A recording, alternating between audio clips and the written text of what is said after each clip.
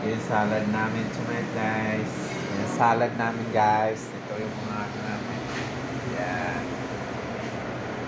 Yan. Okay. Almost. Yan. Yan, guys. Ito yung mga ano namin. Yan. Sinobin. Yan, guys. Salad. Yan, guys. Kinilaw yan.